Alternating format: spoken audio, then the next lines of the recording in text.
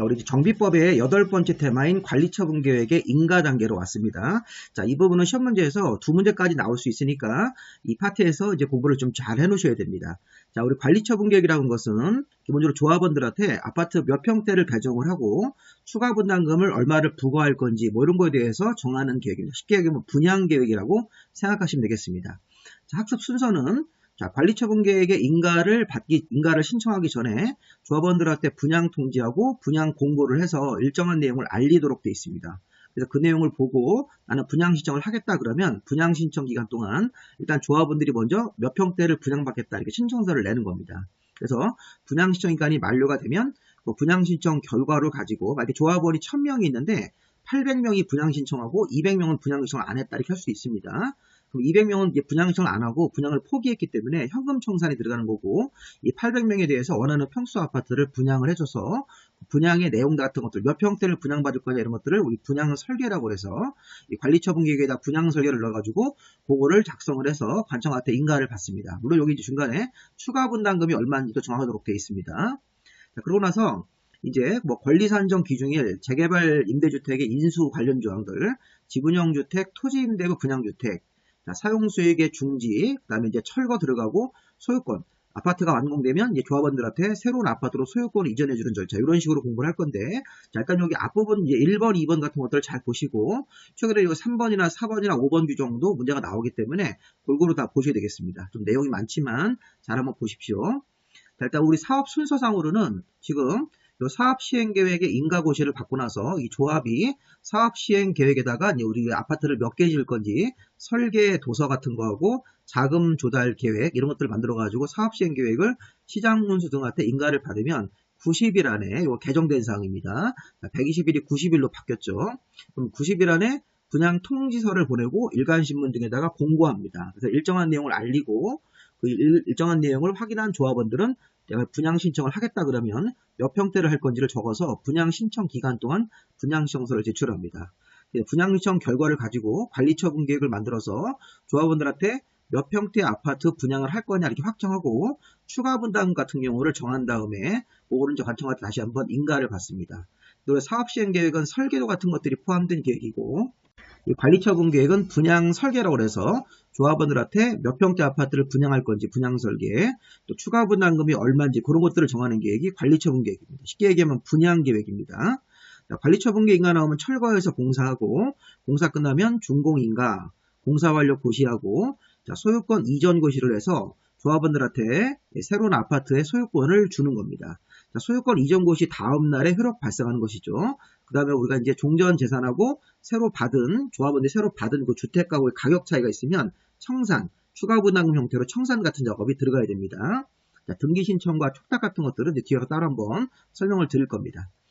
지금 우리가 봐야 될 것은 분양 통지하고 분양 공고가 있고 분양 신청을 접수받는 기간을 따로 알려주는데 중요한 게 뭐냐면 일단 여기 관리처분 계획이라고 하는 관리처분 계획을 만들어서 인가 신청하기 전에 분양 통지와 분양 공고, 분양 신청이 먼저 있어야 되는 것입니다. 오늘 기본적인 절차들이니까 한 번 이렇게 읽어보시고요. 자, 문제는 뭐냐면 일단 개정된 게 여기 120일이 90일로 바뀌었죠. 자, 지금 사업시행자는 사업시행계획의 인가고시일입니다. 이게 줄여서 사업시행 인가고시일인데, 사업시행계획 인가고시일로부터 90일 안에 다음 내용을 통지하고 1번부터 5번까지가 통지하는 겁니다. 자, 이건 이제 개별 통지를 하는 것이죠. 조합원들한테 개별적으로 통지하고, 그 다음에 법정된 사항을 일간신문 등에다가 공고하도록 되어 있습니다. 자, 지금 뒤에 보시면 기업본부터 이응본까지는 여기서 일간신문에다가 공고해서 여러 사람들이 볼 수 있게 해줘라 이런 뜻입니다.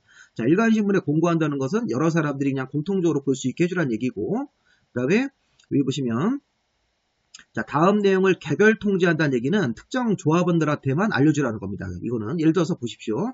종전 토지 건물의 명세 및 종전 토지 건물의 사업 시행 인가 고시일 시점에 이게 이제 감정 가격입니다. 종전 토지 건물의 사업 시행 인가 고시일 시점에 감정가인 기준 가격, 종전 재산의 가격이란 얘기입니다. 그리고 조합원들한테 분양 대상자인 조합원들한테 추가 분담금을 얼마 낼 건지. 그럼 우리가 이제 생각해 보세요. 추가 분담금을 얼마 낼지는 개별 조합원들이 각자 편지로 받아야 됩니까? 일간신문에 공고해서 이 사람 저 사람 다 알아야 됩니까? 당연히 개별 통지를 해야 되죠. 이거 개인 어떤 정보기 때문에. 종전 토지 건물의 어떤 가격, 자, 그 다음에 추가 분담금 얼마 낼 건지 돈 문제에 관련된 것은 개별 통지할 사항입니다. 자, 지금 일간신문에 공고할 사항들에는 여기 좀 가격 같은 건 안 나와 있습니다. 가격 같은 것들. 그러니까 우리 그런 것부터 먼저 구별을 좀 해놓으셔야 됩니다. 시험 문제가 지금 일간신문에 공고할 사항은 여러 사람들이 다 알 수 있게끔 사업시행 인가받은 내용, 정비사업의 종류와 명칭과 정비구역의 위치, 정비구역 위치는 다 알 수 있는 거 아닙니까? 조합원들 공통적으로. 분양 신청 기간을 며칠부터 줄 건지, 언제부터 언제까지 줄 건지, 분양 대상 대지 건물의 내역. 자, 우리가 아파트를 1000개를 짓는데 몇 평대 아파트가 뭐 몇 세대가 있다 이런 것들, 분양 신청 자격, 분양 신청 방법 이런 것들은 다 분양 신청하지 아니하는 사람에 대해서는 어떻게 처리할 거 이런 것들은 다 공통적으로 알리는 사항입니다. 여러 사람들한테 공통적으로 알리는 사항인데 여기 보시면 종전 토지 건물의 명세 및 가격, 종전 토지 건물의 가격, 추가 분담금을 얼마 낼 건지 이런 거에 대해서는 이건 분양 통지에만 들어가는 사항이다. 이렇게 분양 통지에만 이거 잘 생각을 한번 해보셔야 됩니다. 자, 또 하나 중요한 게 뭐냐면 여기서 기억번부터 이응번까지가 있는데 자, 요 시효번은 제외하고 자, 여기 34회 기출문제입니다. 자, 지금 토지동 소유자 외의 권리자에 대해서 권리신고 방법이라고 되어 있는데 우리 토지동 소유자 외의자면 누굽니까? 지상권자라든가 임차권자 같은 사람들, 자, 그런 용의권자 같은 사람들이 있을 때 그런 사람들도 나중에 어떤 보상받을 게 있으면 보상을 받고 이렇게 해야 되기 때문에 권리를 신고해야 됩니다. 자, 이런 권리신고 방법 같은 경우는 토지동 소유자 외의자에 대한 토지동 소유자 외의 권리자에 대한 권리신고 방법은 지상권자나 전세권자나 임차권자 이런 사람들, 그리고 뭐 저당권자 이런 사람들이 자기 권리를 신고해서 자, 이런 거에 대해서는 일간신문에 공고는 하지만 잘 보십시오. 자, 통지는 안 합니다. 토지동 소유자 조합원들한테 개별 통지하는 사항 중에서 4번을 보시면 공고사항 중 기억 내지 비읍이고 저기 이응번입니다. 그럼 이제 뭐가 빠집니까? 시효번은 빠지라는 겁니다. 이게 기출문제입니다. 자, 시험 문제에서 어떻게 나왔냐면 자, 다음 중 분양 공고사항에는 해당이 되지만 분양 공고할 때는 요 시효번 같은 것들이 공고사항이지만 자, 분양 통지할 때는 포함되지 않는 것은 이렇게 문제를 냈습니다. 답이 요 시효번입니다. 자, 분양 공고에는 들어가지만 자, 분양 통지에는 분양 통지가 이렇게 1번, 2번, 3번, 5번 같은 거 통지를 하다가 4번 좀 보세요. 4번. 자, 공고사항 여기 법정된 사항을 일간신문의 공고사항 중에서 기억 내지 비읍이니까 기억해서 비읍번까지 같은 것들도 여기 공고사항인데 이걸 통지사항에다 포함시키라는 얘기고 시효번은 빼고 이응번까지 포함시키라는 겁니다. 이거 하나가 딱 이게 지금 일간신문의 공고에서 여러 사람들한테 알리되 자, 이게 토지동 소유자 조합원들한테 알릴 필요는 없다는 겁니다. 개별 통지할 필요는 없다는 것이 여기 빠져있기 때문에 그게 이제 당연히 생각하면 보시면 이게 당연한 건데 왜 그러냐면 여기 보십시오. 토지동 소유자 외의자면 지상권자, 뭐 전세권자, 임차권자 같은 권리자들의 권리신고 방법이니까 이거는 그 토지 소유자, 여기 토지동 소유자한테는 알릴 필요가 없는 겁니다. 그래서 여기 보시면 토지동 소유자한테 개별 통지할 때 여기 빠져있는 것이라고 생각을 해보시면 되겠습니다. 자, 두 가지를 잘 체크하셔야 됩니다. 자, 일단 분양 통지와 분양 공고는 90일 안에 해야 된다. 이렇게 사업시행계획 인가고실로부터 90일 안에 다음 내용을 통지하고 일간신문 등에다가 공고를 해야 된다. 자, 통지할 사항이 1, 2, 3, 4, 5번 있는데 여기 4번 같은 경우는 공고사항 뒤에 아까 법정된 사항을 일간신문에 공고할 사항 요 뒤에 기억번부터 이응번까지 같은 경우가 추가적으로 통지사항에 들어가는데 시효번은 들어가지 않는 겁니다. 시효번 같은 경우는 들어가지 않는다. 여기 시효번 같은 경우는 일간신문의 공고사항에는 들어가지만 개별 통지할 사항에는 들어가지 않는다. 그거 좀 먼저 체크해 주시고 자, 또 하나는 이겁니다. 종전 토지 건물의 명세 및 기준 가격 요거하고 종전 토지 건물의 가격하고 추가 분담금을 얼마 낼 건지에 대해서는 일간신문의 공고사항을 찾아봐도 없습니다. 일간신문의 공고에서 여러 사람들이 알게 하시면 안 되는 정보예요. 어떤 가격 정보이기 때문에 그거는 개별 통지만 해야 되는 사항이다. 이렇게 1, 2번은 개별 통지할 때만 알리는 사항이다. 이렇게 그걸 이제 두 가지를 잘 체크하셔가지고 확인해 보시기 바랍니다. 자, 이걸 제가 이제 간단하게 좀 더 비교를 해봤는데 자, 이걸 잠깐 언급하는 이유는 시험 문제 또 나올 수 있기 때문에 그렇습니다. 먼저 통지사항부터 자, 개별 통지하는 겁니다. 종전 토지 건물의 가격, 추가 분담금을 얼마 낼 건지, 분양 신청 기간, 그 다음에 공고사항 중 기억 내지 비읍 여기 기억, 니은, 디귿, 리을, 미음, 비읍하고 시효번은 건너가고 이응번까지만 여기 공고사항 중에서 요 하나 빼고 나머지 항목 등은 통지사항에도 이렇게 들어간다는 얘기입니다. 이렇게 이런 식으로 들어갔기 때문에 시효번은 빠져있다는 생각을 하시고 읽으시면 되겠습니다. 자, 그다음 이제 분양 신청 기간을 확인해 봐야 되는데, 좀 전에 우리가 분양 통지서를 접수를 분양 통지라는 걸 받고 좋아보니 일간신문에다가 공고한 내용도 확인했습니다. 그럼 이제 내가 이제 분양받을 마음이 있으면, 자, 분양 통지를 한 날짜로부터, 자, 분양 통지가 아까 우리 90일 정도 안에 있었죠. 자, 이렇게 생각해 볼 수 있습니다. 여기 보시면. 그림을 좀 먼저 보겠습니다. 그림 보시면 사업시행계획 인가고시일로부터 90일 안에, 자, 분양 공고하고 분양 통지라는 걸 한다. 이렇게 일간신문에 공고 같은 거 하고 분양 통지에서 여러 사항들을 알립니다. 그럼 여기 보십시오. 자, 만약에 90일째 되는 날을 우리가 4월 1일로 가정을 하겠습니다. 사업시행계획 인가고시일로부터 90일째 되는 날에 분양 공고와 분양 통지일이 갔는데, 분양 통지가 갔는데, 그 날짜가 딱 4월 1일부터 시작하겠습니다.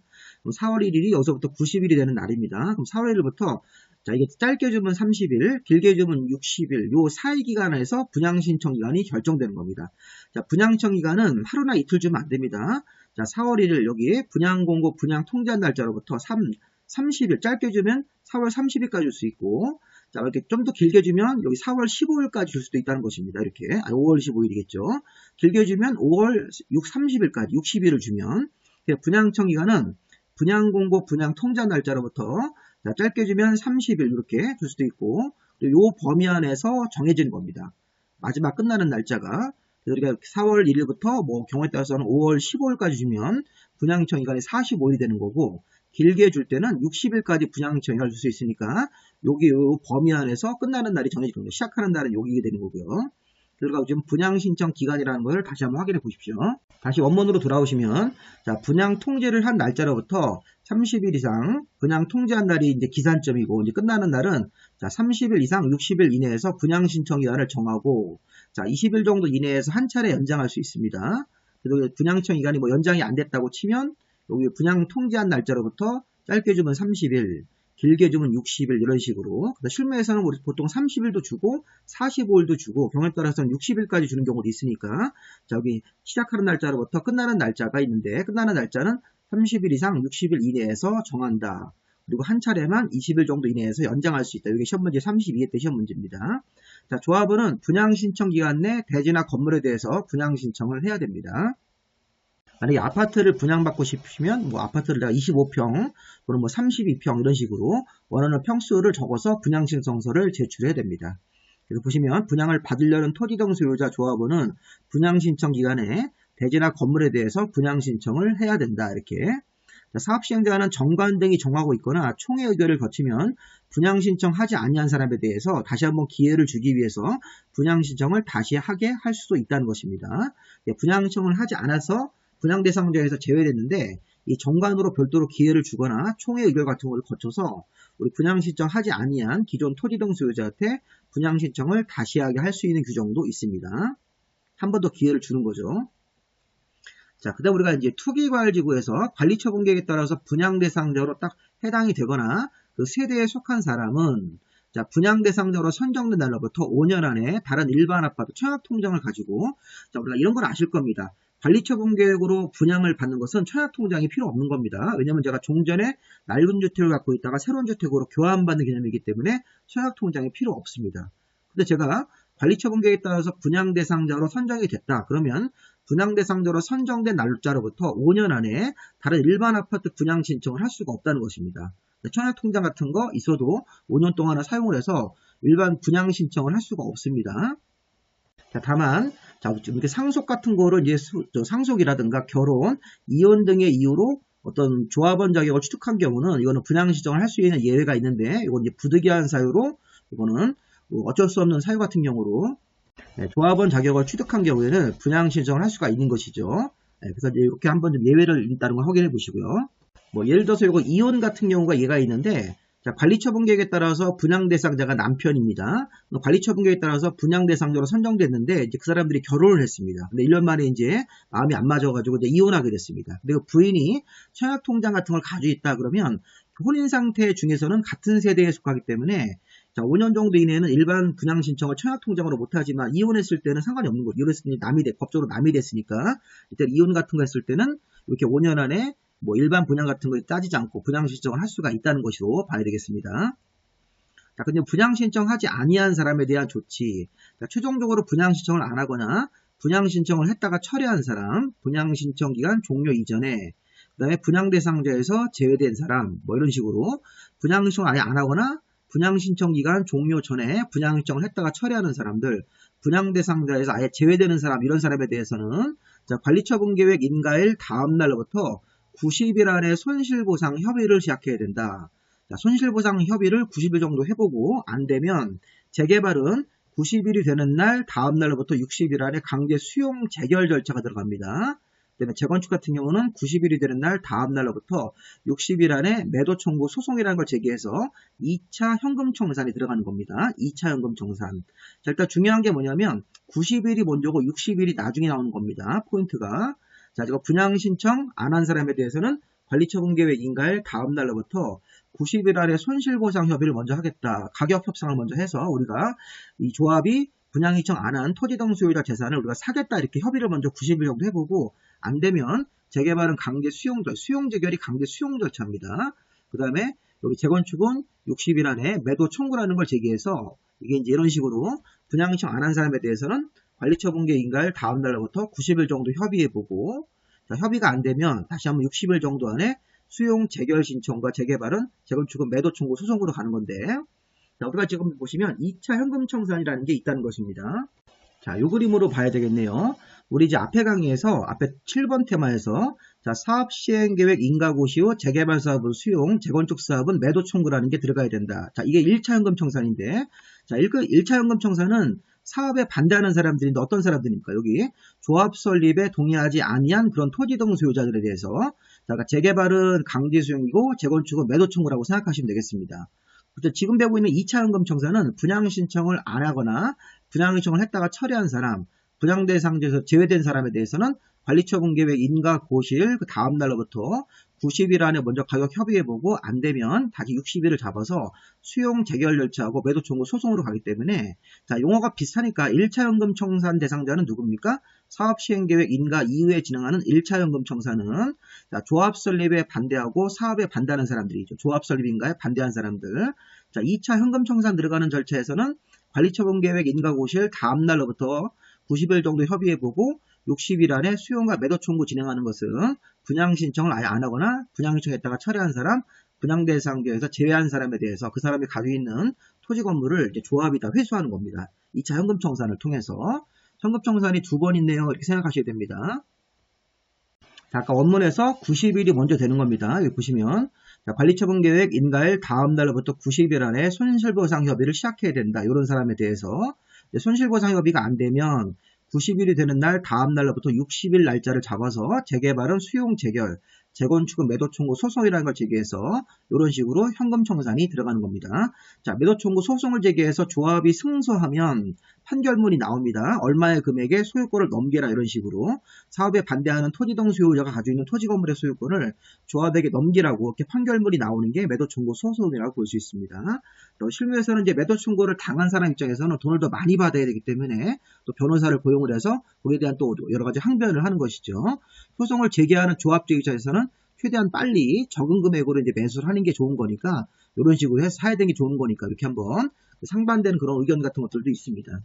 자, 돈을 더 달라, 돈을 뭐 못 주겠다 이런 식으로 상반된 의견이 충돌하는 게 매도 청구 소송이라고 보시면 되겠습니다. 재개발은 강제 수용으로 그냥 깔끔하게 끝납니다. 자, 두 번째 넘어가 보겠습니다. 관리처분 계획의 인가, 이제 관리처분 계획의 내용을 좀 분석을 해보고 어떤 계획인지, 자, 분양할 때 이제 아파트를 몇 개 줄 건지, 이제 그런 거에 대해서 기본적으로 이제 보실 겁니다. 자, 관리처분 계획의, 좀 전에 본 거는 관리처분 계획을 하기 전에 사전적으로 분양 통지, 분양 공고, 그 다음에 분양 신청을 받는 거고, 이번에 이제 관리처분 계획을 직접 만드는 절차로 들어온 겁니다. 일단 우리 관리처분 계획은 사업 시행자가 분양 신청 기간 종료 후 만약에 1000명의 전체 조합원 중에서 800명이 분양 신청을 했다. 그러면 800명의 그 명단, 분양 신청한 명단을 가지고 관리처분 계획을 수립을 해서 시장운수한테 인가를 받아야 되고 관리처분 계획을 변경, 중지, 폐지할 때도 똑같이 인가를 받아야 됩니다. 자, 최근에 시험 문제에서 관리처분 계획에 인가받은 내용을 변경할 때는 변경 인가인데 이 파란색이 원칙인데 예외가 노란색이 있습니다. 자, 경미한 사항은 간단하게 신고사항이 있다. 신고했을 때는 신고 수리 여부를 요 시장문수 등이 20일 안에 통지해 줘야 된다. 자, 20일 안에 통지가 없으면 신고가 수리가 된 것으로 봅니다. 자, 경미한 사항이 신고사항이 있는데, 자, 시험 문제가 일단 1번이 포인트입니다. 자, 단순한 계산착오나 오기, 누락이 있어서, 자, 관리처분계획에 인가받은 내용 중에서 착오가 있어가지고, 그 착오를 수정하기 위한 변경입니다. 여기 보시면 착오, 오기, 누락, 단순 정정 같은 거 할 때는, 자, 변경한 다음에 변경 인가를 받지 않고 간단하게 변경 신고만 하면 됩니다. 근데 이게 왜 중요하냐면, 계산착오나 오기, 누락이라 하더라도 일단 만들어져서 관리처분 계획을 변경할 때, 자, 불이익을 받는 사람이 없을 때만 이게 신고사항으로 처리하고, 불이익을 받는 사람이 있다면 변경사항으로 처리됩니다. 이거 시험 문제에서 29회 때 이게 나왔습니다. 자, 시험 문제에서 관리처분 계획의 내용을 변경할 때도 변경 원래는 인가입니다. 변경도 인가인데, 자, 지금 밑에 열거된 사항은 간단한 경미한 사항이라서 변경사항을 신고만 하면 된다. 이렇게. 그럼 20일 안에 신고 수료 여부를 통지해 줘야 되는데, 자, 문제는 신고사항 중에서 1번과 4번을 강조합니다.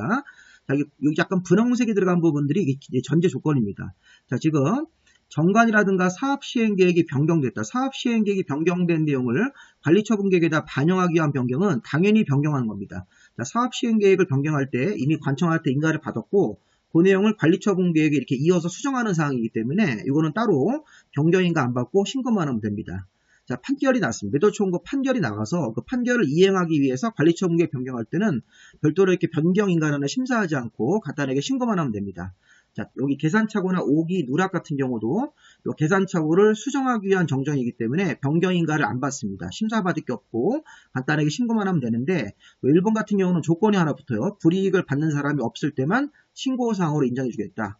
자, 그다음에 4번도 자, 권리 의무의 변경 같은 게 있어서 권리 의무 같은 거 변경했다는 게 뭐냐면 조합원이 가지고 있는 재산을 판 겁니다. 조합원이 가지고 있는 토지 건물을 팔아서 소유권이 이전됐다.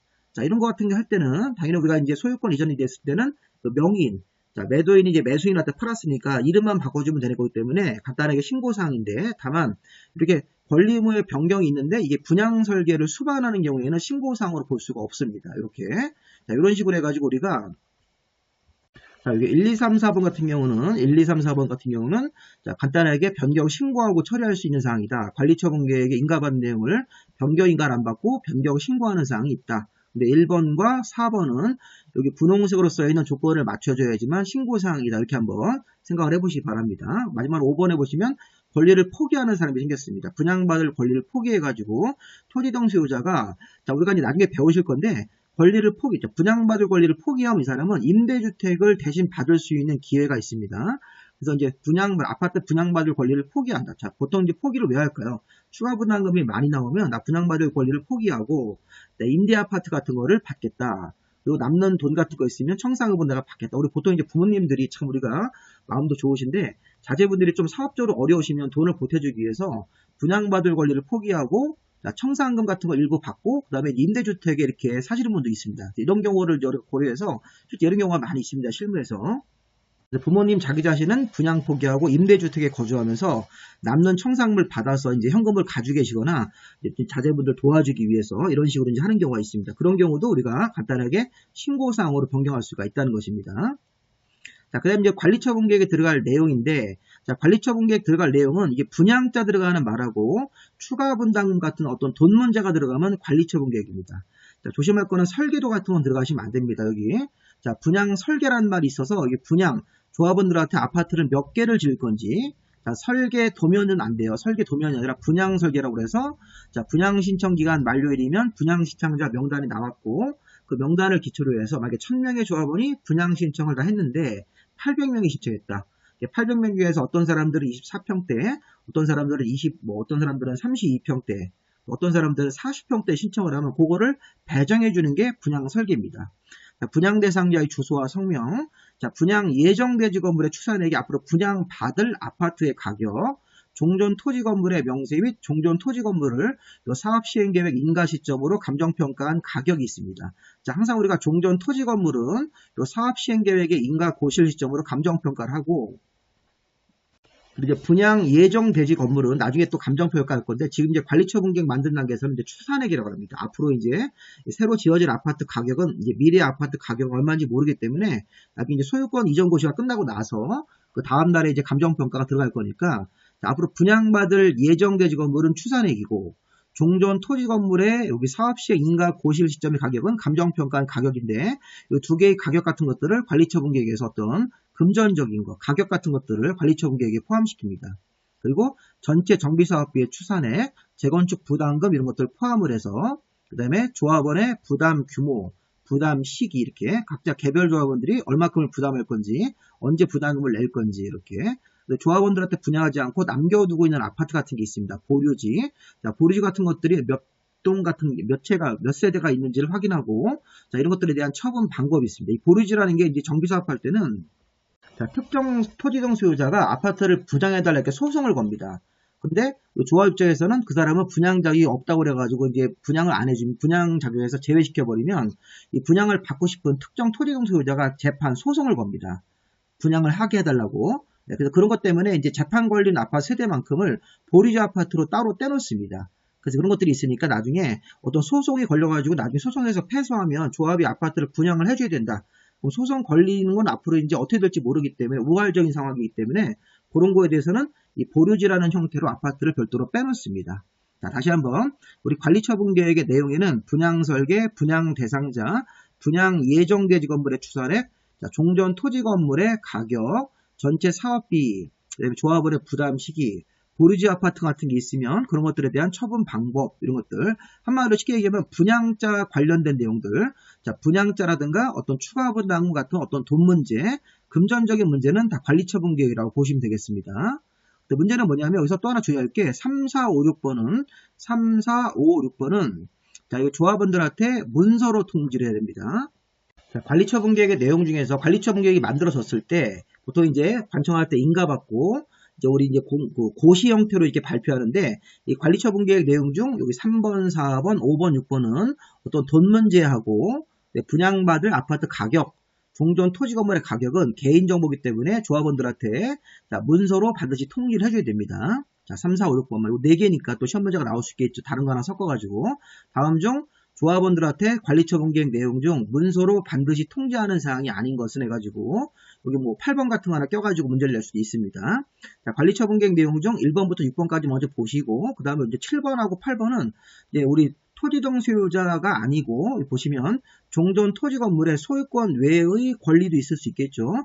종전 토지 건물의 뭐 토지에 대한 소유권 뿐만 아니라 뭐 지상권, 전세권, 임차권 같은 게 있으면 거기서도 보상을 해야 되기 때문에 소유권 외의 권리가 어떤 권리가 있는지 또 세입자별 손실 보상을 위한 권리 명세 이렇게 해서 자, 우리가 소유자가 아니고 소유권 외의 권리가 무엇이 있는지 그 다음에 세입자별로 어떤 식으로 손실보상할 건지 이런 것들도 관리처분 계획 내용에 포함이 된다고 보시면 되겠습니다. 자, 추가로 또 21회 때 이런 것도 나왔었는데 자, 새롭게 설치되는 정비기반설의 명세, 뭐 용도 폐지되는 기반설의 명세니까 이런 정비기반설, 철거 예정 시기, 그다음에 대지 건축물의 규모하고 건축 계획, 우리 아파트를 총 몇 동을 지을 거고 몇 층으로 지을 거고 이런 것들, 그 다음에 이제 분양 계획 같은 거, 분양 계획이라든가 뭐 보유지 같은 것들의 규모 이런 식으로 해서 관리처분 계획 내용들이 여기 9, 10, 11, 12도 예전에 좀 오래된 문제지만 관리처분 계획 내용으로 문제가 한번 나온 적이 있으니까 한번 읽어보시기 바랍니다. 자, 13번, 14번은 참고로 보시고요. 자, 관리처분 계획은 사실 우리가 공부하는 입장에서는 시험 문제를 맞추기 위해서 분양자 들어가는 단어가 있으면 관리처분 계획이다 이렇게 또 어떤 가격 문제 같은 것도 관리처분 계획이다.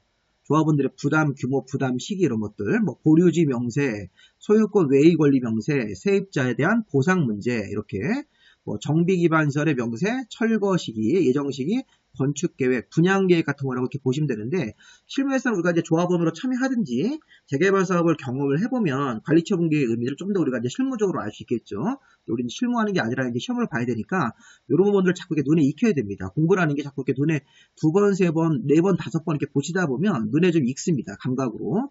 사실 우리가 합격생들은 대부분 다 그렇게 합격하는 것이지 완벽하게 알고 합격하는 사람들은 없습니다. 이게 이제 너무 우리 공법 내용이 이제 방대하고 어려운 용어들로 돼 있기 때문에 사실 이제 공법의 내용들을 제대로 공부하려고 하면 기준까지 다 보고 해야 되는데 우리 그런 건 이제 실무에서만 필요한 거니까 그렇게 우리가 딱 공부 범위를 좀 잘라야 됩니다. 잘라도 공부 범위가 많죠. 자, 이번 이제 재산평가하고 감정평가 선정인데, 자, 우리 좀 전에 우리 관리처분 계획의 내용에는 종전 토지 등에 가역하고 분양 예정 대지 건물의 추산액 이런 것들을 평가해야 됩니다. 여기 보시면 관리처분계획 내용 중 3번과 4번 같은 거, 3번과 4번은 감정평가를 해야 된다는 겁니다. 종전 토지 건물은 사업 시행 인가 시점의 기준 가격, 감정평가 가격이고, 분양 예정대지 건물의 추산액도 앞으로 우리가 이제 아파트가 다 완공돼서 소유권 이전 것이 다음 날이 되면 이제 미래에 대한 아파트를 이제 우리가 감정평가 할 거니까 지금 상태에서는 추산액인데, 이 감정평가 업자를 누가 정할 거냐, 이게 좀 차이가 있습니다. 자, 여기 보십시오. 개선 사업과 재개발 사업할 때는 이 보십시오. 이런 가격 같은 것들은 감정평가 업자가 들어가야 됩니다. 감정평가 법인 같은 사람들이 들어가야 되는데, 자, 재개발 같은 경우는 시장군수 등이 선정 계약한 2명 이상의 감정평가 법인 등이 가격을 계산해서 산술평균한다. 2명을 정하든 3명을 정하든 2명 이상의 감정평가 법인이 들어가야 된다. 근데 개선사업과 재개발사업까지 공익성 있는 사업은 감정평가 법인 선정을 2명 이상을 다 시장군수 등이 선정해 주는다. 재건축은 시장군수 등이 선정한 1명 이상, 자, 조합총회에서 자체적으로 선정 계약한 1명 이상의 감정평가 법인 등이 들어가야 됩니다. 자, 시험 문제가 어떻게 나올까요? 자, 재건축 사업을 할 때는 시장 군수 등이 선정 계약한 2인 이상의 감정평가 법인 등이 들어가서 여기 종전 토지 건물에 대한 가격 같은 걸 평가해야 되고 산술 평균을 해서 가격을 정한다 이렇게 하면 안 되겠죠. 자, 재건축은 1명 이상은 시장 군수 등이 선정하고 나머지 1명 이상 등은 조합이 선정하도록 되어 있고, 재개발과 개선 사업 같은 거 할 때는 2명 이상 모두 다 시장 군수 등이 선정을 하는 겁니다. 이렇게. 자, 조심할 거는 2명 이상입니다. 뭐 3명을 정해도 4명을 정해도 된다는 얘기입니다. 2명 이상을 선정하는데 시장군수 등이 모두 선정하는 거고, 자, 재건축 사업 같은 경우는 시장군수 등이 1명 이상을 선정하고 조합총회에서 뭐 1명 이상을 선정을 해가지고 2명 이상을 맞추면 된다는 것입니다. 요 잘 차이를 좀 구별해서 감정평가 법인을 선정할 때도 요 재개발 개선 사업하고 재건축 사업이 서로 다르네요.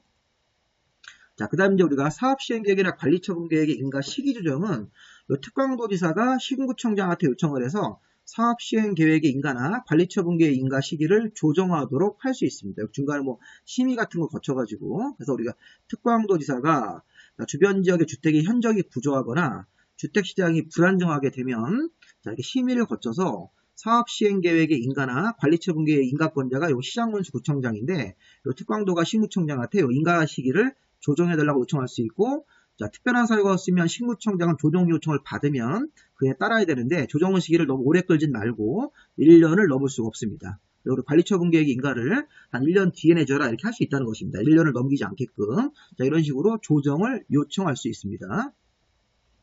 자, 답은 관리처분계획을 수립할 때 일반적인 기준이 있는데, 자, 우리 관리처분계획을 만들 때는 이 기준에 맞게 조합원들한테 아파트 같은 거를 이제 우리가 분양을 해주라는 얘기입니다. 자, 관리처분계획을 만들 때는 종전 토지 건물의 면적, 이용 상황, 환경 같은 것들을 종합적으로 고려해서 균형 있게 배분되도록 해야 된다. 면적, 이용 상황, 환경 같은 것들을 종합적으로 고려해서, 자, 우리 증감환권이라고 그래서 우리 옛날에 이제 우리 환지 방식, 도시개발법상 환지 방식과 유사하게 지나치게 좁거나 넓은 토지나 건물이 있을 때는 면적을 증가하거나 지나치게 좁으면 증가해주고, 넓은 토지는 이렇게 감소해서 적정 규모가 되도록 해야 됩니다. 현금 청산, 너무 좁은 토지나 건물 같은 게 있거나 아니면 정비구역 지정 후에 분할된 토지도 있을 수 있겠죠. 그리고 재개발 같은 거 했는데 정비구역 지정 후 한 필지 토지를 여러 필지로 분할해가지고 소유권을 여러 사람들을 만들고 이런 토지가 있을 때는 현금으로 그냥 아예 청산할 수 있습니다. 분양 대상자에서 제외하고 현금으로 청산할 수 있다. 너무 좁은 토지라든가 정비구역 지정 이후에 투기 목적으로 분할을 한 사람에 대해서는 이 분할된 각각 개별 토지에 대해서 현금으로 청산할 수도 있습니다. 자, 그 다음에 입체환권. 자, 우리가 이제 재해나 위생상 위해 방지 같은 걸 위해서 너무 좁은 토지는 넓혀줄 수도 있고, 또 분양을 해줄 때 건축물의 일부와 대지의 지분, 이렇게 건축물의 일부와 대지의 공유 지분처럼, 이거 입체 환지처럼 이렇게 입체 환권이라고 해서 건축물의 일부와 대지 공유 지분으로 주는 경우도 가능하다. 자, 문제는 5번인데, 자, 우리 분양 설계가 분양 신청한 사람들 조합원 명단을 뽑아서 자, 몇 평대 아파트를 배정하는 거냐 이겁니다. 그럼 분양 설계는 어느 날짜 기준으로 수립해야 됩니까? 자, 분양 설계는 분양 신청이 만료가 돼야 됩니다. 분양 신청 기간이 만료가 되면 그 날짜를 딱 마감을 해서 분양 신청한 사람들 명단과 분양 신청 평수가 나오기 때문에 그거 가지고 분양 신청하는 거니까 이 분양 설계, 관리처분계획 내용 중 분양 설계는 뭐 사업시행계획 인가 고시일 기준으로 하면 안 됩니다. 자, 사업시행계획 인가고시일이 아니라 분양신청기간이 만료가 되는 날 분양신청자 명단이 확정되기 때문에 그 사람들한테 아파트 평수 배정을 해주는 게 분양설계니까 분양신청기간 만료 기준으로 분양설계라는 게 들어가는 겁니다. 분양설계 기준일 첫 문제 2번 나왔습니다. 어느 날짜 기준으로 분양설계가 들어가는 거냐. 이 분양설계 의미를 아셔야 됩니다. 분양신청한 사람들 명단을 가지고 분양 평수를 확정해 주는 것입니다. 자, 분양받을 주택수 제일 중요한 게 나왔네요. 자, 우리가 이제 1세대나 1인이 하나 이상 주택이나 여러 필지 토지를 가지고 있더라도 1주택만 공급을 하는 겁니다. 만약에 한 세대주, 자, 1인이 주택을 5개를 가지고 재건축 재개발 사업에 참여했다. 그러면 하나만 주택을 받고 나머지 4개를 현금 청산이 되는 게 원칙입니다.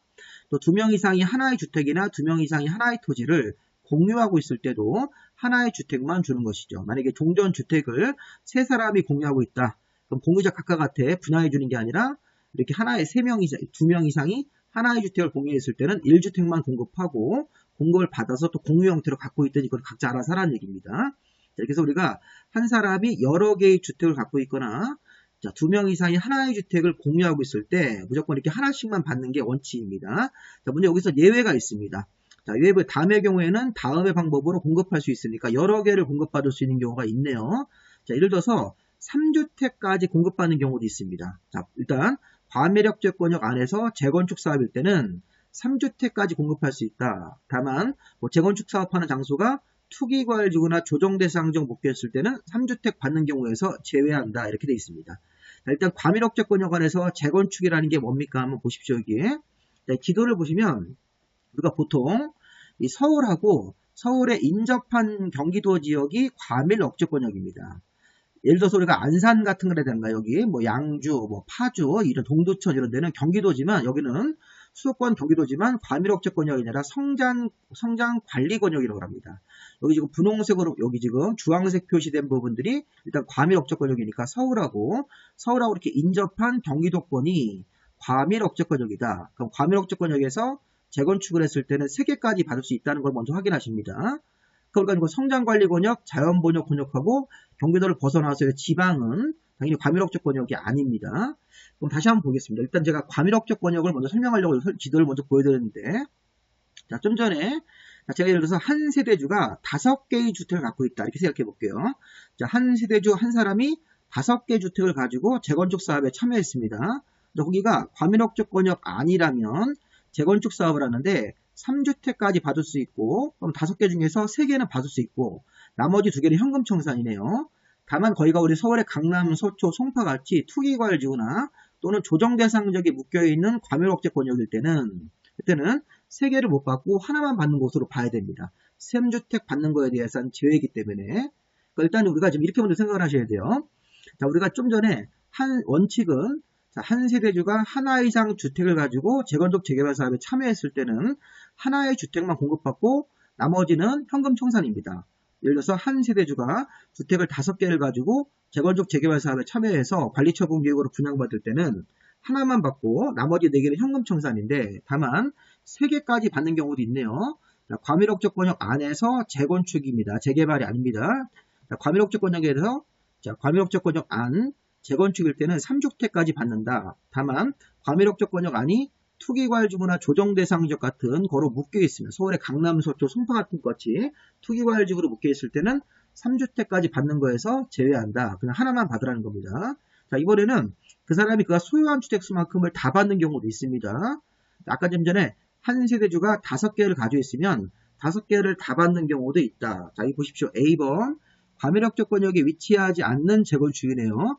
과밀억제권역 안에 재건축에서는 3주택까지, 과밀억제권역이 아닌 재건축일 때는 5개를 다 받을 수 있다는 것입니다. 다만 여기도 투기과열지구나 조정대상지역 같이 묶이면 세종시 같이, 세종시가 이제 과거에는 투기과열지구였었는데 지방이라고 하더라도 투기과열지구로 묶여있을 때는 자, 이렇게 5개 받는 거에 대해서 제외한다. 하나만 받으라는 겁니다.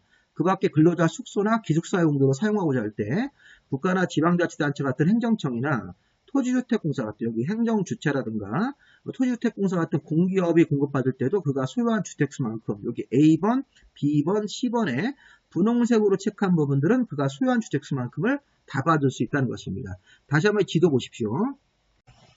자, 좀 전에 재건축 조합원이 한 사람이 5개 주택을 가지고 있다. 그러면 5개를 다 받는 경우도 있고, 그 다음에 이렇게 자, 3개만 받는 경우도 있고, 경우에 따라서는 하나만 받는 경우도 있다는 겁니다. 자, 우리 좀 전에 뭐부터 배웠습니까? 과밀억제권역 안에서는 재건축입니다. 자, 재건축 조합원이 과밀억제권역 안에서 5개를 가지고 있으면 여기 서울이라든가 여기 서울에 인접한 과밀억제권역에서는 3개까지 받는데, 과밀억제권역 외의 지역인 여기 성장관리권역, 자연보존권역 같은 경기도 지역, 주로 이제 경기도 외곽 지역들하고, 그 다음에 강원도라든가 경상도, 충청도, 전라도, 제주도 같은 데서는 그때는 과밀억제권역 외의 지역이기 때문에 5개를 다 받을 수 있다는 것입니다. 재건축 같은 조합원이 5개를 가지고 있을 때. 다만 이 과밀억제권역이라고 하더라도 서울 강남, 서초, 송파가 같이 투기과열지구로 묶여있을 때 이거 하나입니다. 하나. 아까 5개로 보여드린 거 잘못 보여드린 겁니다. 이런 식으로 해서 하나 받을 수도 있고 3개 받을 수 있고 5개를 다 받는 경우도 가능하다. 이렇게 해석을 하시면서 아까 내용들을 다시 한번 잘 보시기 바랍니다. 자, 원래는 원칙적으로 한 세대주가 하나 이상 주택이나 토지를 가지고 있으면 하나만 받는 게 원칙이다. 그런데 과밀억제권역 안에서 재건축했을 때는 3개까지 받을 수 있다. 다만 투기과 여기 과밀억제권역 안에 재건축 사업하는 장소가 투기과열지구나 조정대상지역으로 묶여있을 때는 이 3개 받는 거에서 제외해가지고 하나만 받아야 되고, 자, 과밀억제권역에 위치하지 않는 재건축 사업의 소유자일 때는 그가 소유한 주택수가 5개면 5개를 다 받는 경우도 있죠. 근데 이 경우도 해당되는 장소가 투기과열지구나 조정대상지역 묶여있을 때는 그가 소유한 주택수만큼 받는 거에서 제외가 돼가지고 하나만 받는 것으로 봐야 됩니다. 그 다음에 과밀억제권역 따지지 말고 근로자 숙소나 기숙사 용도로 쓰려고 하는 경우, 국가나 지방자치단체 같은 행정청이나 토주택 공사 등한테 공급할 때는 이런 거 위에 있는 뭐 과밀억제권역 따지지 않고도 그가 소유한 주택수만큼을 다 주는 경우도 가능합니다. 이것들은.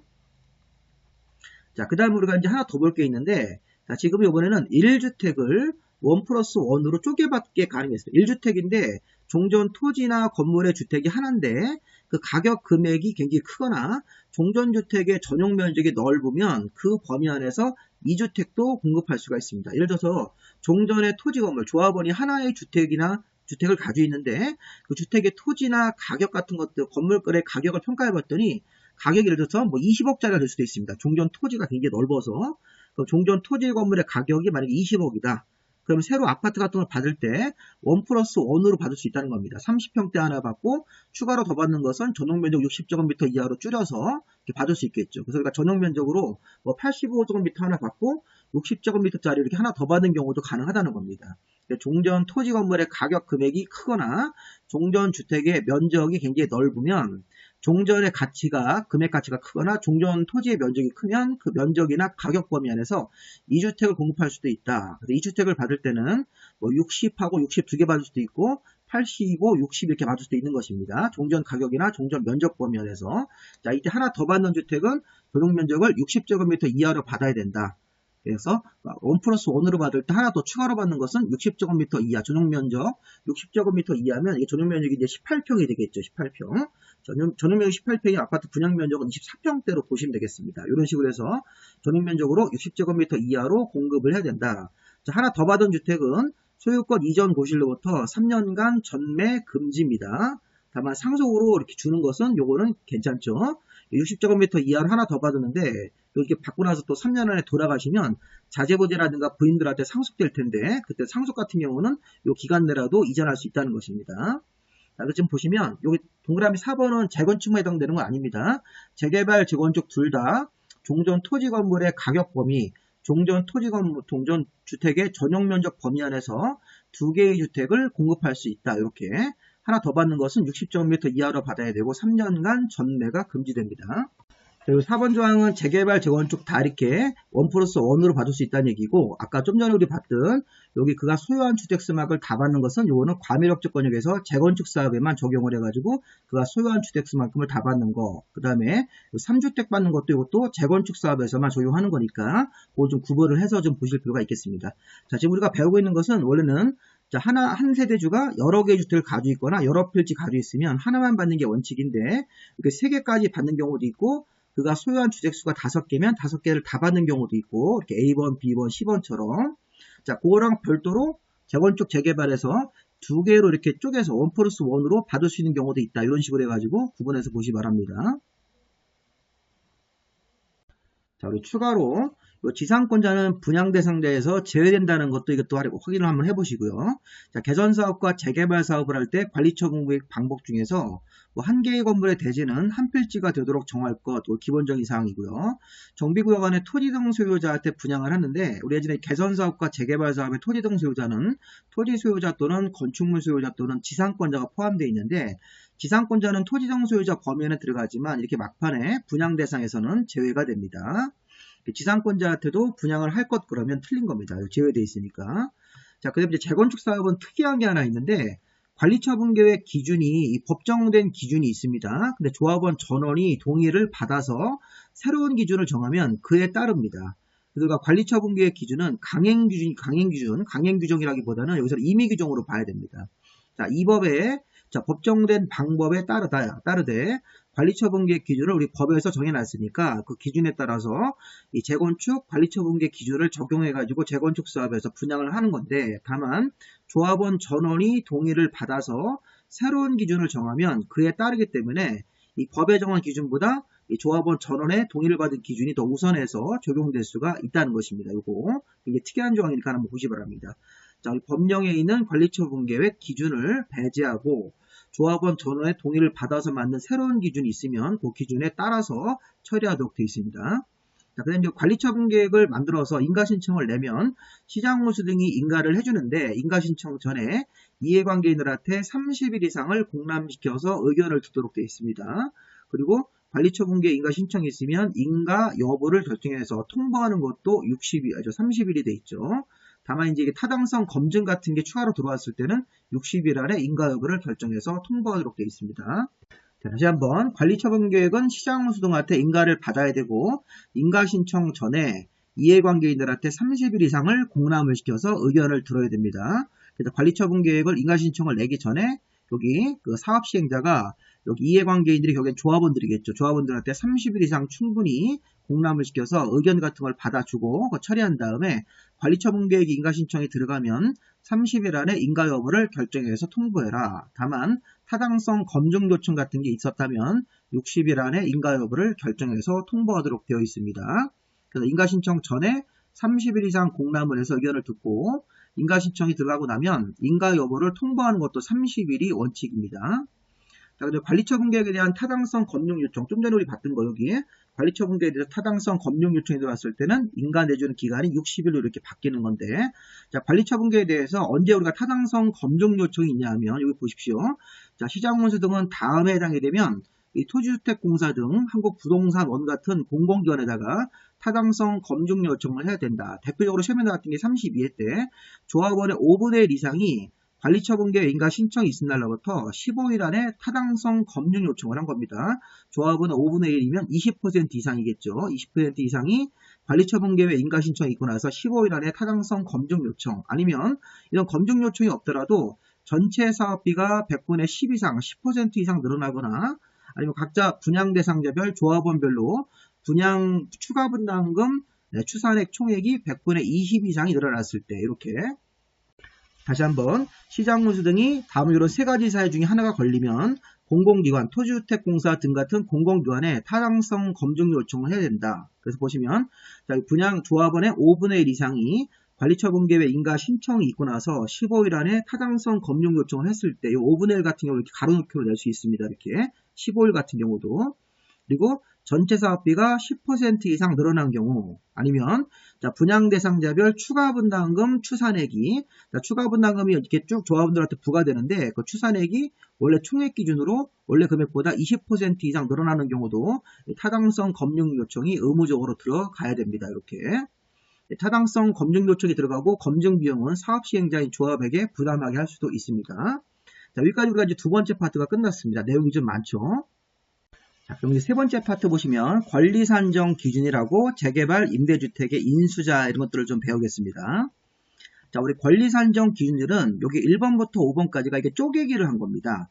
자, 우리 법에서 이 좀 정비구역의 지정고실 또는 이렇게 투기 방지를 위해서 시도지사가 별도로 정하는 기준 날짜라는 게 있습니다. 기준 날짜 다음 날 기준으로 분양받을 권리를 산정한다 이렇게 되어 있는데, 어떤 기준 날짜 이후에 한 필지를 여러 개의 필지로 분할하거나 집합 건물이 아닌 건물이면 등기 하나짜리를 여러 개의 등기인 집합 건물로 전환하거나 이렇게, 아니면 동일인 소유의 토지나 주택이 한 사람이 토지 건물을 갖고 있다가 이거를 각각 분리해서 나대지에다가 새로운 건물을 줘가지고 여러 개의 건물 등기를 만들거나 이런 식으로 해가지고 쪼개기를 하면 어떤 기준 날짜라든가 정비구역 지정고시일 이후에 이런 식으로 쪼개기 했을 때는 분양받을 권리를 산정할 때 여러 필지 가진 것들을 인정하지 않고 요 기준 날짜 다음날 기준으로 분양받을 권리를 산정한다 이렇게 되어 있으니까, 자, 쪼개기를 해봐야 소용이 없다 이런 식으로 해석을 하시면 되겠습니다. 자, 시험 문제 나온 형태는 이렇게 분할, 집합 건물로 전환, 각각 분리 소유,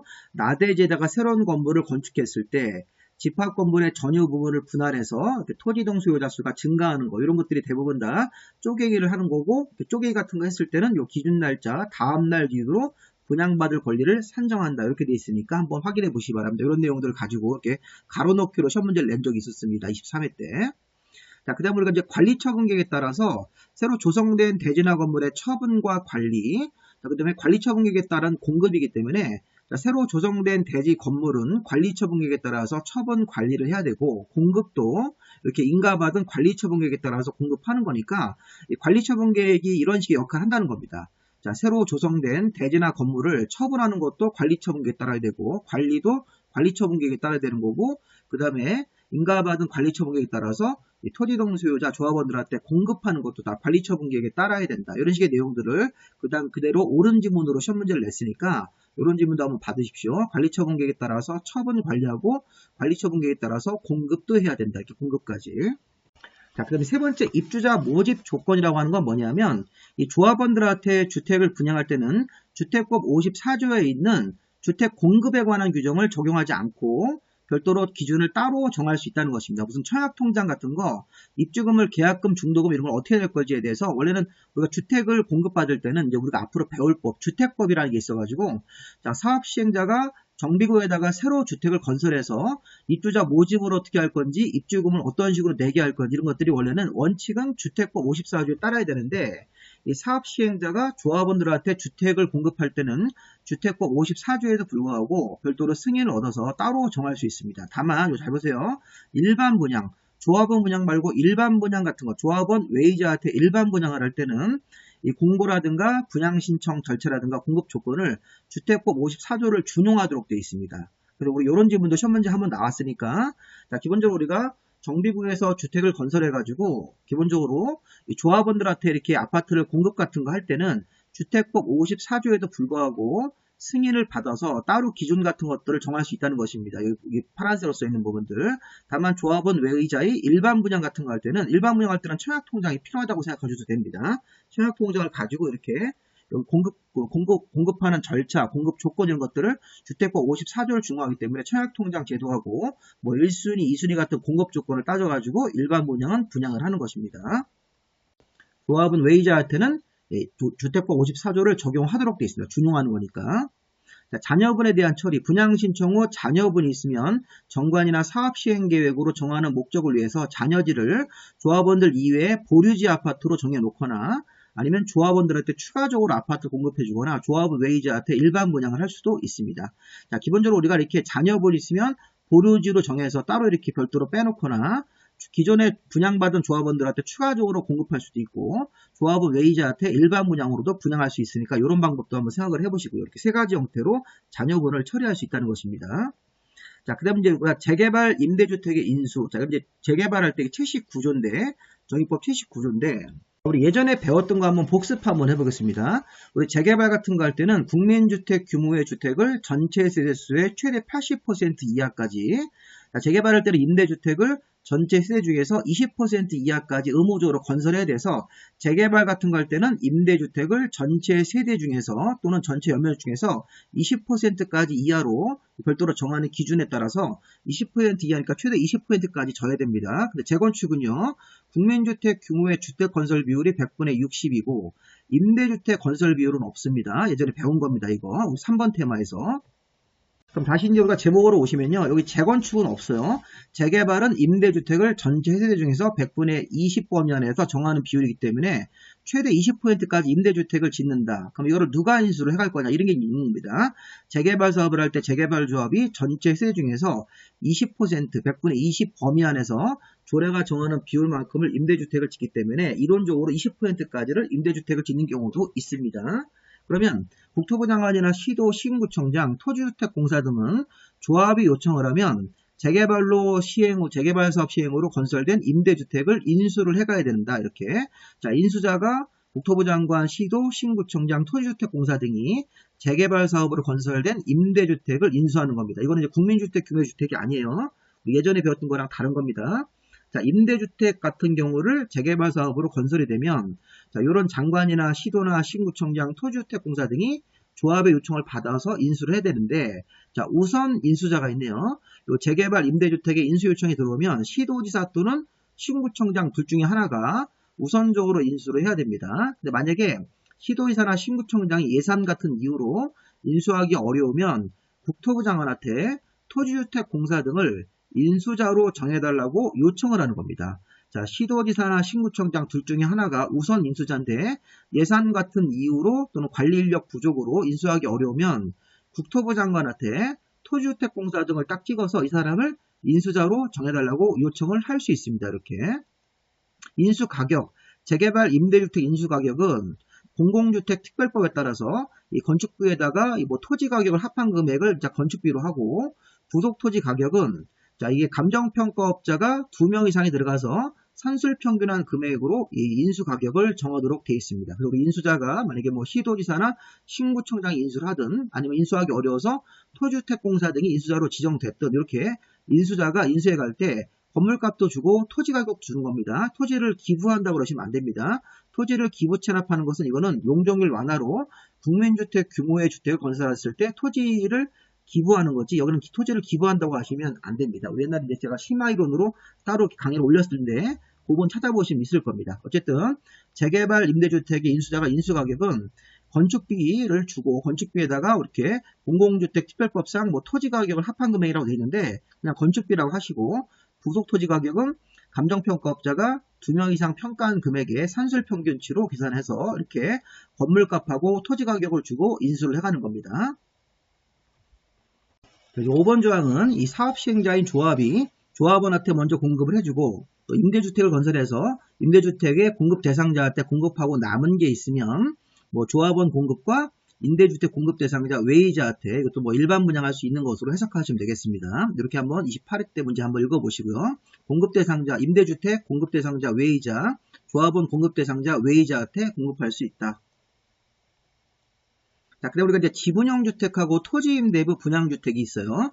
자, 일단 지분형 주택이라고 하는 것은 토지주택공사 등이 시행자고, 자, 규모가 주택이 전용 면적으로 60제곱미터 이하로 한정해서 공급을 하는데, 이게 이제 지분형 주택의 포인트는 뭐냐면, 분양 대상자, 분양받는 사람하고 사업시행자인 토지주택공사가 공동으로 소유하는 방식으로 주택을 공급할 수 있다는 것입니다.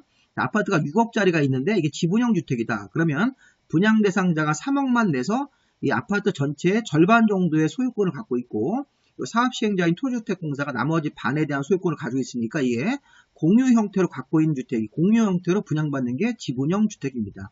자, 우리가 일반 아파트나 조합원들이 받는 아파트는 온전하게 이제 하나의 소유권으로 분양받는 사람 하나의 소유권으로 온전한 아파트를 분양받는 건데 우리 젊은 층이나 신혼부부들이 서울에서 이제 주택 마련하기가 어려우니까 이렇게 지분형 주택이라는 형태로 해서 60제곱미터 이하로 이렇게 공동 소유권을 취득하는 기간은 10년 정도 이내에서 시행자가 정하는 기간으로 정해가지고 60제곱미터 이하의 전용 면적이 18평, 그 아파트 분양 면적은 이제 공용 면적 포함해서 24평 정도 될 건데 이렇게 전용 면적 60제곱미터 이하는 10년 정도 이내에서 기간을 정해가지고 공동 소유하는 형태인 지분형 주택을 공급할 수 있습니다. 자, 지분형 주택 공급은 토지주택공사가 시행자일 때 토지주택공사가 일부 소유권을 갖고 있고 분양 대상자가 일부 소유권을 가져서 이 분양 대상자가 분양 대금을 좀 이렇게 낮춰서 분양받을 수 있게 해주는 주택입니다. 일종의 또 반값 아파트로 볼 수 있고. 자, 근데 지분형 주택의 분양 대상자는 다음 요건을 모두 충족해야 됩니다. 자, 종전 토지 건물의 가격이 지분형 주택 분양가 이하여야 되고 정비구역원에서 2년 이상 실제 거주한 사람이어야 되고 또 다른 주택은 소유하고 있지 않아야 됩니다. 이런 것들을 모두 갖췄을 때 지분형 주택을 받을 수 있는 자격이 부여되는 것입니다. 자, 토지임대부 분양주택이 좀 더 중요한데, 토지임대부 분양주택은 뭐냐면, 아까 장관이나 시도나 시구청장, 토지주택공사 등이, 자, 이 사람이 뭡니까? 아까 인수자, 자, 인수한 사람이죠. 토지임대부 분양주택은 이게 이제 전환공급이라고 그래서, 자, 장관이나 시도나 신구청장, 토지주택공사 등이 아까 재개발 사업을 해서 임대아파트 같은 것들을 인수를 했습니다. 인수. 그럼 인수한 사람한테 요청을 합니다. 자, 누가 요청하냐면 90제곱미터 미만의 토지만 가진 사람, 40제곱미터 미만의 주택만 소유한 사람, 1번이나 2번 가진 사람들이 정비구역, 재개발 정비구역 안에 90제곱미터 미만의 토지를 가지고 있으면 이 사람들은 일반 아파트 분양 자격이 없습니다. 또 40제곱미터 미만의 주택만 소유한 사람이 나는 자, 지금 토지임대부 분양주택을 받고 싶다. 이렇게 되면, 아까 인수자한테, 인수한 임대주택, 재개발 사업할 때, 아까 인수자 중에서 인수한 사람한테 찾아가서, 자, 임대주택을 토지임대부 분양주택으로 전환해서 공급을 해야 된다. 이렇게 의무조항으로 만들어 놨습니다. 다시 한번. 일단 재개발 임대주택, 아까 좀 전에 우리 배웠죠? 재개발 임대주택을 인수해 가는 사람들이 있는데, 자, 누가 요청을 합니까? 정비구역 안에 세입자나 아니면 정비구역 안에 토지나 주택만 가진 사람입니다. 세입자나 정비구역 안에 토지나 주택만 가진 사람인데 토지 면적이 90 미만, 주택의 전용 면적으로 40제곱미터 미만 이렇게 둘 중에 하나. 자, 토지와 주택을 동시에 갖고 있는 게 아닙니다. 90제곱미터 미만의 토지만 가진 사람, 40제곱미터 미만의 주택의 면적을 소유한 사람이 또는 세입자가 요청을 하면 아까 재개발 사업으로 임대주택이 건설되고 인수한 임대주택의 일부를 토지임대부 분양주택으로 전환해서 공급을 해야 됩니다. 이렇게 토지임대부 분양주택은 토지는 빌리고 건물만 분양받는 제도가 있겠죠. 토지임대부 분양주택 그런 겁니다. 이것도 반값 아파트. 그리고 이제 정비법에서 지분형 주택도 반값 아파트고 이건 공동소유죠. 토지주택공사하고 분양받은 사람들이 아파트를 공동으로 50%씩 소유하는 거고 토지임대부는 나중에 주택법 가서 배우는데 토지는 빌려서 그래서 여기 이 토지임대부 분양주택을 이 건물만 분양받는 제도가 되는 거죠. 건물만 분양받고 토지는 사용료인 임차료 같은 것들을 내야 되는 그런 형태로 토지임대부 분양주택을 공급해달라고 요청하는 사람들이 있었다. 그러면 재개발 임대주택을 인수한 사람이 토지임대부 분양주택으로 전환해서 공급을 해야 된다. 의무조항이네요. 세입자, 정비구역 안에 토지를 가지고 있는데 90제곱미터 미만만 건물 없이 아니면 토지 없이 주택만 소유하고 있는데 40제곱미터 미만의 주택 소유한 사람들이 토지임대부 분양주택을 공급해달라고 전환 같은 거 요청을 할 수가 있다는 것입니다. 자, 마지막 내용으로 왔네요. 사용수익의 중지하고 소유권 이전 고시. 이제 공사는 이제 관리처분계 인가 끝나고 나서 이제 공사 들어가는 건데, 자, 종전 토지나 건물의 소유자나 기타 지상권자 등의 권리자는 관리처분계획 고시 후 소유권 이전 고시가 있을 때까지 종전 토지 건물을 사용할 수가 없다. 다만 시행자한테 요 기간 내라도 동의를 얻거나 손실보상이 완료되지 않았을 때 종전 토지 건물의 소유자나 권리자가 종전 토지 건물 부분을 사용할 수 있는 예외도 있는데 원칙적으로는 관리처분계획 고시 후 소유권 이전 고시가 있을 날까지는 종전 토지 건물을 사용할 수가 없는 것입니다. 왜? 철거해야 되니까. 자, 이런 상황입니다. 지금 관리처분계획 인가고시가 나오면 바로 철거 들어가야 되죠. 그러면 종전의 소유자나 종전의 권리자들은 그 집을 비우고 나가야 되기 때문에 법적으로 관리처분 인가 고시일로부터 아파트가 철거해서 공사를 해야 되니까 소유권 이전 고시일까지는 사용수익이 정지되는 겁니다. 사용수익 중지가 되는 것이죠. 자, 사용수익이 금지되는 기간 관리처분계획 인가일로부터 소유권 이전 고시일까지. 다만 앞에서 자, 관리처분계획 인가 고시 후 소유권 이전 고시일까지 종전 토지 건물을 사용수익할 수가 없는데 사업시행자가 사용하라고 동의해주거나 손실보상을 다 아직 못 받은 겁니다. 여기 권리자들이 나갈 때 손실보상을 받아야 되는데 손실보상이 아직 완료되지 않았을 때는 관리처분계획 인가고시가 있더라도 이 시점에서 사용할 수가 있는 또 예외가 있습니다. 자, 철거 시기.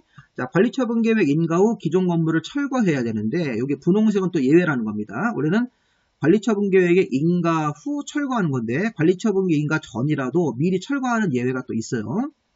보시면 폐 공가가 밀집해서 범죄 우려가 발생하거나 원래는 관리처분계획 인가 후 철거하는 건데 집주인이 관리처분 인가 전 단계에서 사업시행 인가 단계에서도 인가가 나오면 스스로 집을 비우고 나가서 이게 그 집이 폐공가가 된 겁니다. 폐공가가 밀집해서 범죄 우려가 있거나 안전사고 우려가 있을 때는 그러하지 않다. 관리처분 인가 전이라도 철거할 수 있는 것입니다. 이렇게 미리 철거할 때는 폐공가 밀집으로 미리 철거할 때는 자, 건물 소유자를 찾아서 동의를 얻어야 되고 시장운수 등의 허가를 둘 다 받아서 미리 철거할 수 있습니다. 자, 철거가 되었더라도 기존 토지동 소유자 건물주에 대한 권리 의무는 영향을 주지 않습니다. 소유권을 그대로 가지고 있는 형태로 보는 겁니다. 자, 우선 이 철거가 됐더라도 실제 물리적으로 철거된 거지 법적인 권리는 그대로 살아있다고 보시면 되겠습니다. 거의 건물의 소유권은 그대로 가지고 있는 것이라고 봐야 되겠죠. 자, 어쨌든 관리처분계획 인가 후 철거 시기, 관리처분 인가 후 기존 건물을 철거하는 건데 폐공과 밀집으로 범죄 우려가 있거나 안전사고 우려가 있을 때는 미리 철거할 수 있다. 관리처분 인가 전이라도. 자, 이때는 건물 소유자 동의와 시장운수 등의 허가를 둘 다 받아서 미리 철거할 수 있습니다. 자, 철거 시기의 제한은 일출 전 일몰 후 껌껌했을 때 밤에 아니면 호우나 대설같이 이렇게 어떤 중대한 기상재해가 발생했을 때는 철거하거나 철거를 위한 점유적 퇴거를 제한할 수가 있는 겁니다. 관청이. 태풍 불 때 철거한다는 건 말이 안 되는 겁니다. 자, 시공보증. 자, 조합이 시장운수 등이나 토지주택공사 등이 아닌 자를 시공자로 정했을 때는 자, 행정관청이나 공기업 같은 사람들이 아닌 자를 시공자로 정했을 때는 시공자 건설업자, 이게 민간건설업자겠죠? 시공자, 민간건설업자는 시공보증서 같은 것들을 법정된 기관으로부터 받아서 시공보증서를 조합에게 제출을 해야 됩니다. 시공자가 시공보증서 같은 것들을 이런 법정된 기관한테 받아서 조합에게 제출해야 된다. 이렇게 시공보증. 자, 준공인가. 자, 시장운수 등이 준공인가권자라서 준공인가라고 하는 것은 공사가 다 끝났는지 제대로 설계도대로 공사가 끝났는지를 확인하는 절차인데 자, 시장운수 등을 제외한 나머지 시행자들은 공사를 완료하면 시장운수 등한테 준공인가를 받아야 된다. 인가 신청을 받은 시장운수 등은 내부적으로 준공검사라는 걸 해서 준공인가 신청을 받으면 내부적으로 준공검사라는 걸 해서 사업시행계획 때 제출된 설계 도서대로 제대로 완공이 되면 준공인가를 하고 공사 완료 고시를 하도록 되어 있습니다. 시장운수 등한테 준공인가를 신청을 하고 시장운수 등은 내부적으로 검사를 해서 사업시행계획대로 완료가 잘 되었다. 그러면 준공인가 후 공사 완료 고시를 하도록 되어 있습니다.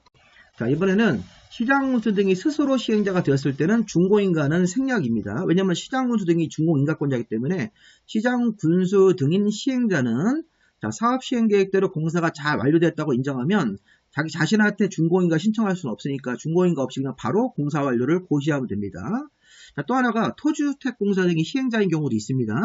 자, 토지주택공사 등 같은 공기업이 공사 시행자일 때는 토지주택공사 등인 시행자가 다른 법률에 따라서 자체적으로 준공인가를 처리할 수도 있습니다. 그러면 이 다른 법률로 준공인가 처리한 요거 가지고 정비법상 준공인가를 받은 것으로 간주할 수 있습니다. 다른 법률로 토지주택공사 등이 준공인가 같은 것들을 미리 처리했을 때는 자체적으로 정비법상 준공인가는 별도로 안 받고 받은 것으로 간주하도록 되어 있습니다. 이렇게 시장운수 등이 아닌 시행자는 준공인가 신청을 해서 준공인가를 받아야 되고 자, 시장운수 등이 스스로 시행자가 됐을 때는 준공인가 없이 그냥 공사 완료 고시면 되는 겁니다. 자, 시장운수 등이 아닌 시행자들은 준공인가를 받고 준공인가 다음에 공사 완료 고시고 시장운수 등이 스스로 시행자가 되었을 때는 준공인가 없이 공사 완료 고시만 하면 되고 토지주택공사 등이 시행자일 때는 다른 법률에 따라서 자체적으로 준공인가를 받을 수 있고 그 자체적인 준공인가 가지고 정의법상 준공인가를 받은 것으로 간주합니다. 자, 사전허가라고 하는 것은 준공인가 전이라도 입주 예정자가 미리 완공된 건물을 미리 사용할 수 있게끔 사업시행자한테 사전 허가를 할 수 있다는 것입니다. 자, 시장운수 등은 정식으로 준공인가를 내주기 전이라도 먼저 완공된 건물이 있으면 입주 예정자가 완공된 건물을 사용할 수 있게끔 사업시행자한테 미리 사전 허가라는 걸 내줄 수 있다. 자, 미리 완공된 건물을 동별, 세대별, 구획별로 범위를 잡아서 준공인가 전이라도 입주 예정자가 미리 사용할 수 있도록 사업시행자 조합에게 미리 허가할 수 있습니다. 사전허가 형태로. 그다음 우리가 소유권 이전 고시 효력 발생일인데 자, 사업시행자는 공사 완료 고시 후 지체 없이 아까 우리 좀 전에 준공인가 받고 공사 완료 고시였었죠. 시장운수 등한테 준공인가 받고 시장운수 등이 공사 완료 고시한 다음에 지체 없이 측량과 분할을 거쳐서 관리처분계획의 내용을 토지등 소유자한테 통지합니다. 통지하고 자, 새로 지어진 대지 건물에 대해서 소유권을 이전 고시한다. 그럼 소유권 이전 고시일 다음 날에 새 아파트에 대한 소유권을 조합원들이 취득하게 되어 있는 겁니다. 소유권 이전 고시 다음 날에 소유권을 취득하고 이 소유권의 취득은 자, 법률의 규정에 의한 취득이기 때문에 등기 없어도 효력이 발생이 되는 것입니다. 자, 지상권 등의 권리이지 소유권을 이전한 경우에 종전 토지나 건물에 있었던 지상권, 전세권, 저당권 이렇게 용익물권, 제한물권 같은 거, 그다음 우리가 보시면 임차권, 가등기 담보권 같은 거, 대항력 같은 임차권이 종전 토지 건물에 있었을 때 소유권 이전 고시가 되면 소유권 이전 고시 받은 다음 날에 소유권 이전 받은 대지 건물 쪽에 설정이 된 것으로 봅니다. 지상권, 전세권, 저당권, 임차권 같은 것들이 새로 받은 대지 건물 쪽으로 그대로 넘어온다는 것입니다. 자, 등기 신청. 아까 소유권 이전 고시 다음 날에 소유권은 이미 확정이 된 겁니다. 등기가 안 돼 있는 상태니까 사업 시행자가 소유권 이전 고시 후 지체 없이 새로 분양받은 대지 건물에 대해서 등기소에 등기를 촉탁하거나 신청하도록 되어 있습니다. 자, 소유권 이전 고시가 있은 날로부터 이렇게 등기가 완료될 때까지는 저당권 등의 다른 등기는 할 수가 없다. 이렇게 예외가 없이 저당권 등의 다른 등기는 금지된다. 이건 예외가 없는 규정이니까 그렇게 한번 확인해 보시기 바랍니다. 자, 우리 정비구역이 해제가 되더라도 조합은 존속하네요. 자, 정비구역이 지정돼서 사업을 쭉 하다가 준공인가 고시가 있은 날, 다음날 되면 이 정비구역 자체가 이게 해제가 됩니다. 자, 다시 한번 보세요. 자, 정비구역의 지정은 준공인가 고시가 있은 날, 다음날 되면 해제가 되는데, 다만 요 가로 안에 있는 말이 더 중요합니다. 다만 관리처분 계획을 만들어서 사업을 진행하는 단계라면 소유권 이전 고시일로 날짜가 바뀌네요. 가로 안에 있는 게 더 중요합니다.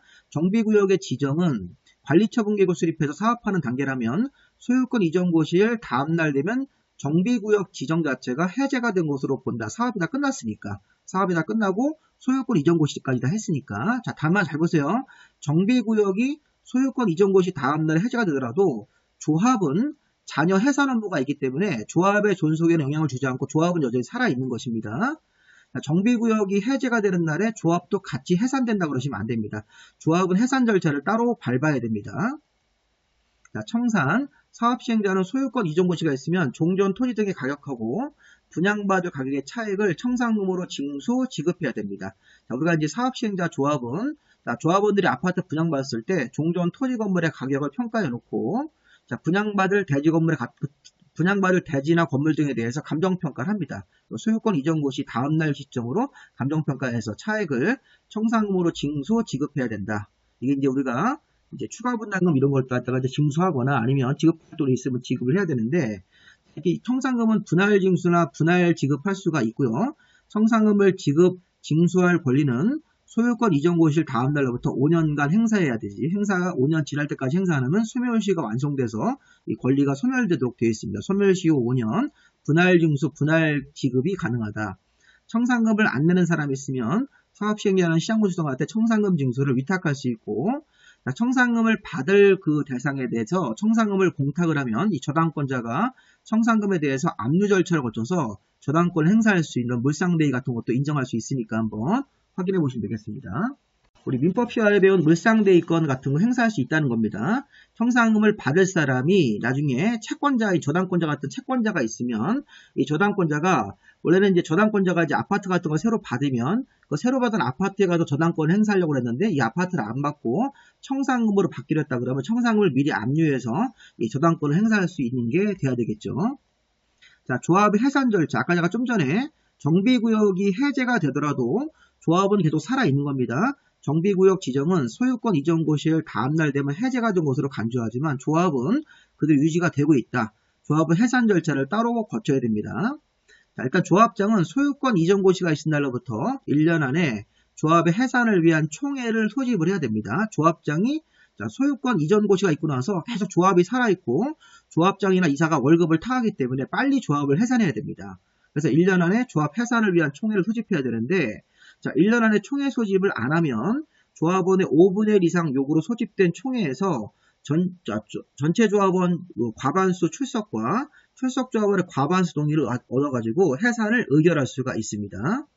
자, 이런 거는 조합장이 월급을 막 더 받으려고 1년 안에 조합 해산을 위한 총회를 소집해야 되는데 여러 가지 핑계를 대면서 1년 안에 조합장이 여기 총회 소집을 안 하면 총회 소집 규정에도 불구하고 5분의 1 이상의 요구로 조합원 5분의 1 이상의 요구로 소집된 총회에서 전체 조합원의 과반수가 출석하고 출석 조합원의 과반수 동의만 얻으면 해산을 의견할 수 있습니다.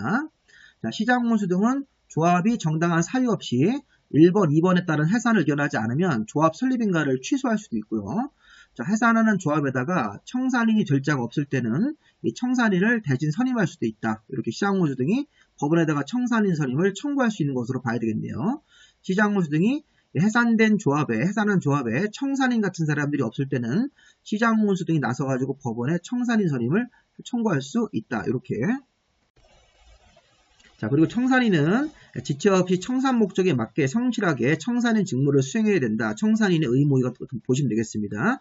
자, 여기까지 우리가 이제 관리처분계획의 인가 내용들을 쭉 봤는데 좀 내용이 어렵지만 다 중요한 부분이기 때문에 잘 마무리하시기 바랍니다. 자, 여기까지 마무리하시고 교재가 필요하시면 저한테 문자로 교재를 좀 보내주십시오. 그럼 제가 파일 형태로 보내드리고 교재를 검토해서 여기 이제 파일문 검토해서 교재가 필요하신 종이 교재가 필요하신 분들은 따로 이렇게 주문을 하시면 되겠습니다. 문자로. 자, 여기까지 마무리하시고 정리법이 하나가 더 남았습니다. 이 정리법이 조금 내용이 많은데 여기까지 마무리가 돼야 됩니다. 자, 여기까지 고생 많이 하셨습니다.